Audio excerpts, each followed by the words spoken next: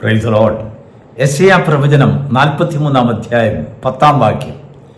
നിങ്ങൾ എന്നെ അറിഞ്ഞു വിശ്വസിക്കേണ്ടതിനും ഞാനാകുന്നു എന്ന് നിങ്ങൾ ഗ്രഹിക്കേണ്ടതിനുമായി നിങ്ങൾ ഓരോരുത്തരും ഞാൻ തെരഞ്ഞെടുത്ത എൻ്റെ സാക്ഷിയും ഞാൻ തെരഞ്ഞെടുത്തതായ എൻ്റെ ദാസനും ആകുന്നു എന്ന് നിങ്ങളുടെ ദൈവമായ യഹോവ അരുളിച്ചെയ്യും.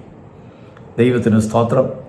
അനുഗ്രഹിക്കപ്പെട്ട ഒരു വചനം കർത്താവ് നമുക്ക് ഈ പ്രഭാതത്തിൽ നൽകിയതായ ദൈവത്തിൻ്റെ മഹാസ്നേഹത്തെ ഓർത്ത് ദൈവത്തെ സ്തുതിക്കുന്നു. പ്രഭാത സന്ദേശം കേൾക്കുവാനായി ദൈവസന്നിധിയിലായിരിക്കുന്ന എല്ലാ പ്രിയപ്പെട്ടവരെയും കർത്താവ് ധാരാളമായി അനുഗ്രഹിക്കുമാറാകട്ടെ. ധാരാളം പ്രാവശ്യം നാം വായിച്ചിട്ടുള്ളതായ വചനം ദൈവത്തിൻ്റെ മഹാവാഗ്ദത്തമാണ്. സ്വർഗം നിശ്ചയിച്ചിരിക്കുന്നതായ ഒരു മാനദണ്ഡമാണ് ഈ ലഭിച്ചതായ ഈ വാക്യം. ദൈവത്തെ കേവലം ഒരു വാക്കുകൊണ്ട് കർത്താവെ ഞാൻ നിന്നിൽ വിശ്വസിക്കുന്നു എന്ന് പറയുന്നവരിൽ കവിഞ്ഞ് അങ്ങേപ്പുറത്ത് ദൈവം അധികമായി മനുഷ്യനുമായി കുറച്ചുകൂടെ ക്ലോസ്ഡ് റിലേഷൻ, കുറച്ചുകൂടെ അടുത്ത് വരുന്നതായ ഒരു ബന്ധം ദൈവം മനുഷ്യനിൽ നിന്ന് ആഗ്രഹിക്കുന്നു, നമ്മിൽ നിന്ന് ആഗ്രഹിക്കുന്നു.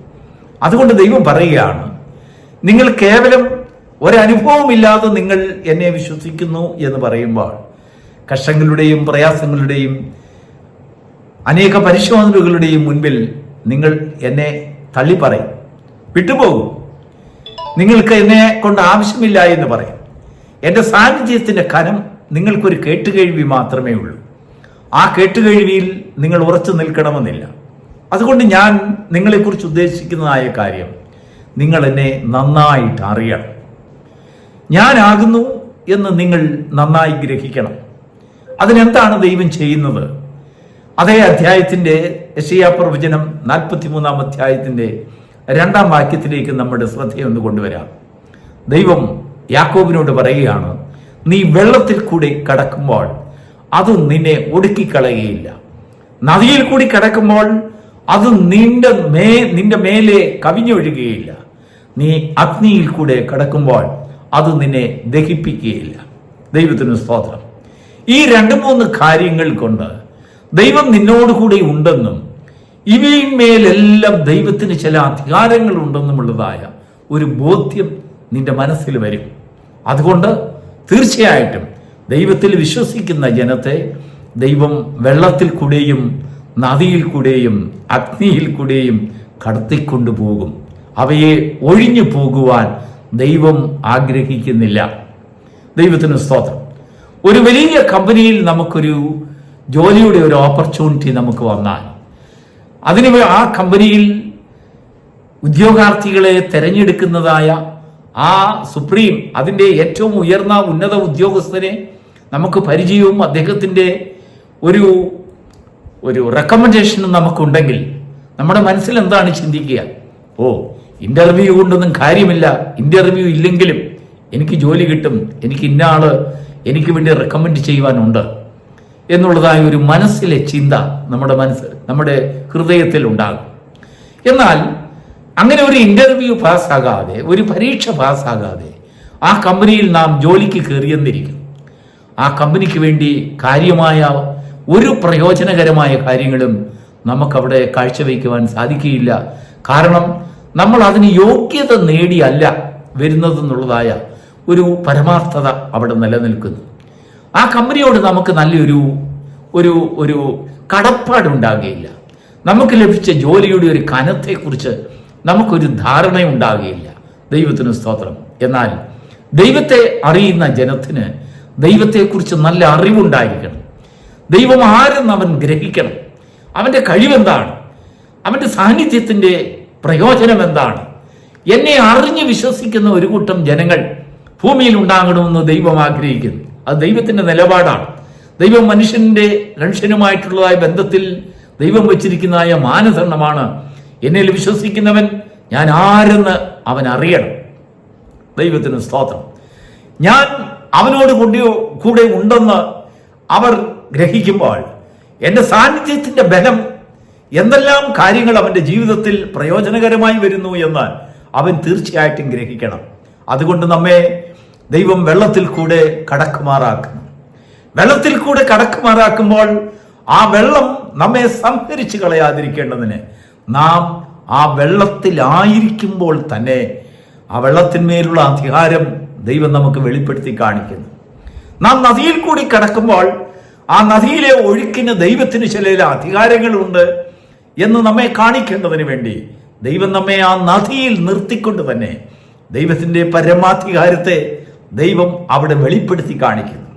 നാം അഗ്നിയിൽ കൂടി കടക്കുമ്പോൾ അത് നമ്മെ ദഹിപ്പിച്ച് കളയാതിരിക്കേണ്ടതിന് ആ അഗ്നിയുടെ ശോധനയിൽ കൂടെ കടക്കുന്ന സമയത്ത് തന്നെ ദൈവം അഗ്നിയിന്മേൽ ചില ചലനാത്മകമായ പരമാധികാരം, സർവശക്തി അവിടെ പ്രയോഗിച്ചുകൊണ്ട് അത് നമ്മെ കത്തിയരി അല്ലെങ്കിൽ ചുട്ടുകളയാതിരിക്കേണ്ടതിന് ദൈവം തടസ്സം പിടിക്കുന്നതായ, ദൈവം മറ പിടിക്കുന്നതായ ഒരു അനുഭവം നാം പുറത്തു വന്നതിന് ശേഷമല്ല, ആ അഗ്നിയിൽ ഇരിക്കുമ്പോൾ തന്നെ ദൈവം വെളിപ്പെടുത്തും.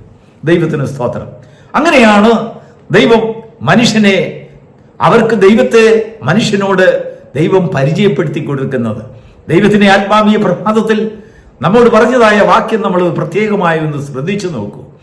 എന്നെ അറിഞ്ഞ് നിങ്ങൾ വിശ്വസിക്കേണ്ടതിന്, ഞാൻ ആരെന്ന് നിങ്ങൾ അറിഞ്ഞിട്ട് വിശ്വസിക്കുന്ന വിശ്വാസത്തിൽ പരീക്ഷകളുടെ മധ്യത്തിൽ നിങ്ങൾ ഓടിപ്പോകുകയില്ല. പരിശോധനകളുടെ മുൻപിൽ നിങ്ങൾ തളർന്നു പോകുകയില്ല. കാരണം നിങ്ങൾ ദൈവത്തെ ആരെന്നറിയുന്നു. നിങ്ങളോടുകൂടെ ഉള്ളവൻ എങ്ങനെയുള്ളവനാണെന്ന് നിങ്ങൾ ഗ്രഹിച്ചിരിക്കുന്നു. അതുകൊണ്ട് ആരോടിപ്പോയിരുന്നാലും നിങ്ങൾക്ക് ഓടുവാൻ സാധിക്കുകയില്ല. അപ്പോസ്തലനായ പൗലോസ് പറയുന്നു, ഞാൻ ആരെ വിശ്വസിച്ചിരിക്കുന്നു എന്നറിയുന്നു, അവൻ എൻ്റെ ഉപനിധി, ഞാൻ അന്ത്യം വരെയും, ഞാൻ അങ്ങ് ചെല്ലുന്നിടം വരെയും എനിക്കായി കാത്തു സൂക്ഷിപ്പാൻ അവൻ ശക്തനെന്ന് ഞാൻ വിശ്വസിക്കുന്നു.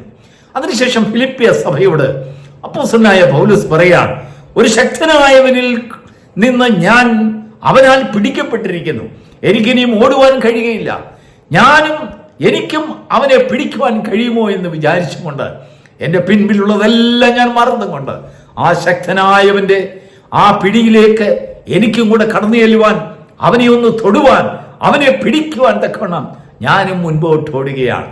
വീണ്ടും തെസ്സലോനിക്ക സഭയോട് അപ്പോസ്തലനായ പൗലോസ് പറയുന്നു, നമ്മുടെ ദൈവമായ കർത്താവിന്റെ സ്നേഹത്തിൽ നിന്ന് നമ്മെ വേർപിരിക്കുന്നതാണ് കഷ്ടമോ, സങ്കടമോ, ദുഃഖമോ, വേദനയോ, രോഗമോ, കണ്ണുനീരോ, കരച്ചിലോ, പട്ടിണിയോ, ആപത്തോ, വാളോ, നഗ്നതയോ, പരിഹാസമോ, നിന്ദയോ എന്ത് വന്നിരുന്നാലും ശരി, ദൈവത്തിന്റെ സ്നേഹത്തിൽ നിന്ന് നമ്മെ വേർപിരിക്കുവാൻ ഒരു ശക്തിക്കും കഴിയുകയില്ല.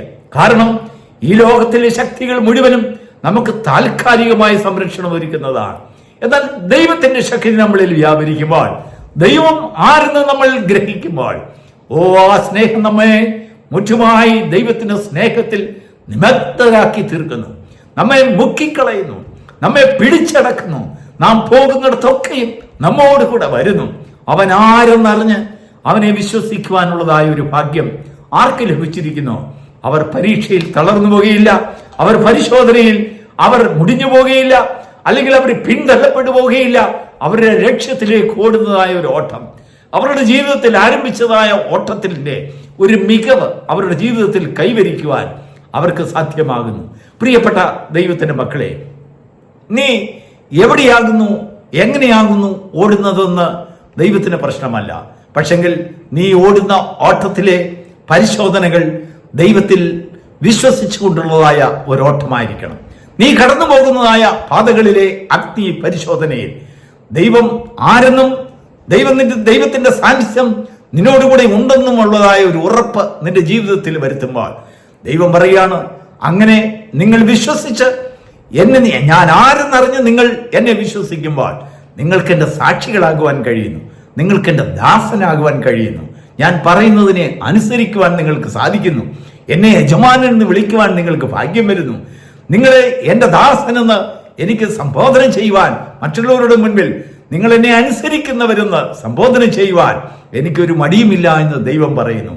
ദൈവം നമ്മെക്കുറിച്ച് സാക്ഷ്യം പറയുമ്പോൾ അവനെ അറിഞ്ഞവരായി കാണപ്പെടുവാൻ ഈ പ്രഭാതത്തിൽ ദൈവം നമുക്ക്, നമ്മുടെ തലമുറകൾക്കും നമ്മുടെ കുടുംബത്തിനും ദൈവം ധാരാളമായി അനുഗ്രഹം നൽകുമാറാകട്ടെ, കൃപ നൽകുമാറാകട്ടെ, ഭാഗ്യം നൽകുമാറാകട്ടെ. God bless you.